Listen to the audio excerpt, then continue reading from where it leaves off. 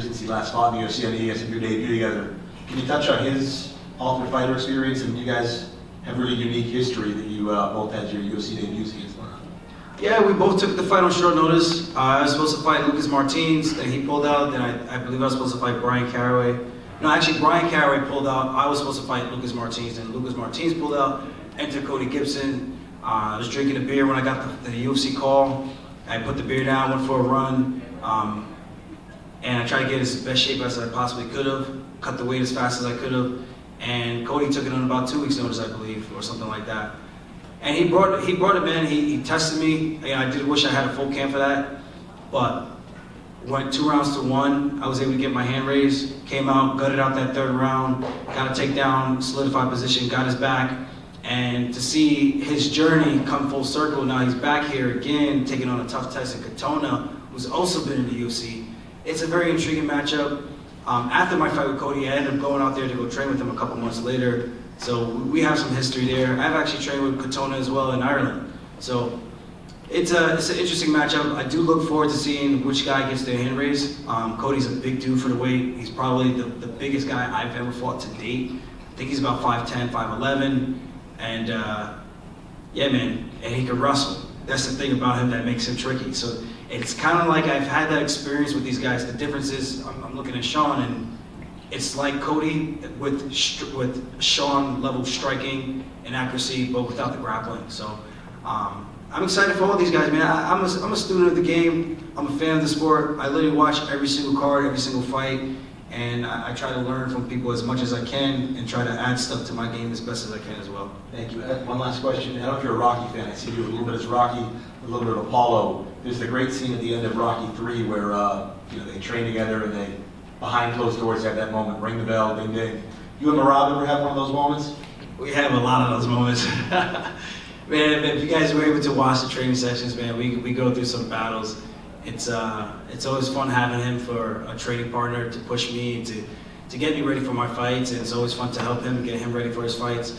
Iron sharpens iron, man, and now we got another guy in the UFC at 135, and in Pampos, we call him Pampino. You know, he just got a big knockout in 1 minute of the Dana White Contender Series yesterday. So, man, everything's looking good, man. I think that the formula's been working for us. The sky's the limit.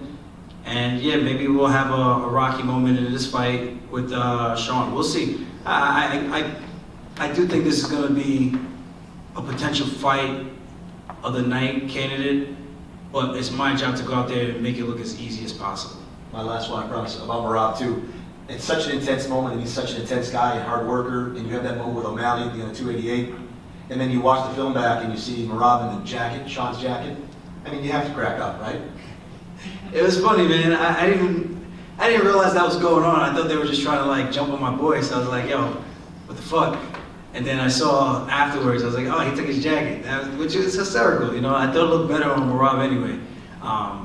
Yeah, but it was a good time. Good times. Keep it tight. 2 more. 1, 2. So you were just talking about Pampos, and Dennis Bazuki just got the call up too. So with all the long MMA talent in the UFC, what does it mean to represent them as their UFC champion? It's inspiring, man. It's cool. It's humbling. Just to see where these guys are going with their own journey. I know what it took for me to get here.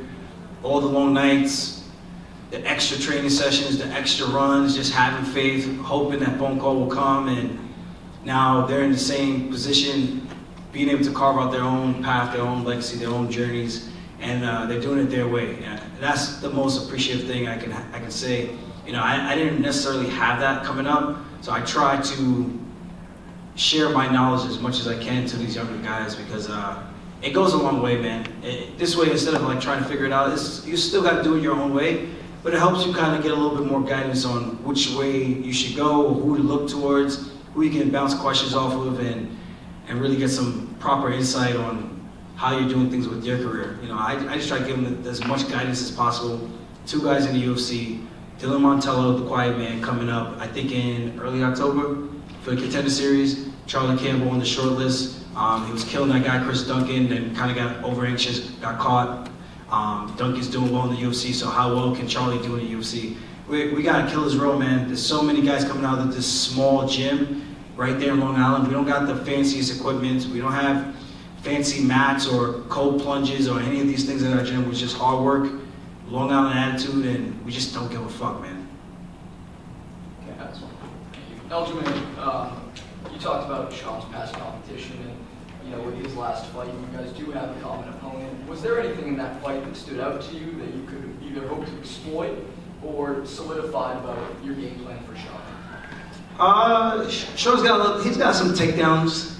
He's got little tricky things that he does.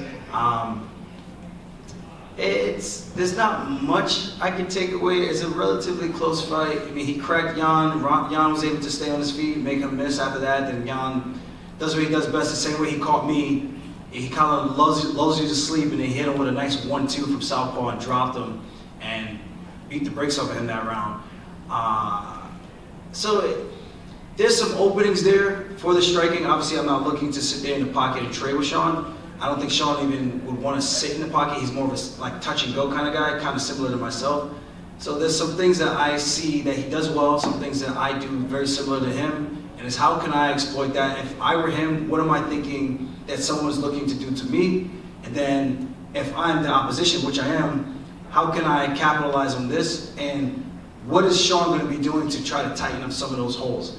And that's the best way I can approach the game. So I think it was a good fight. He showed a little grit in that one.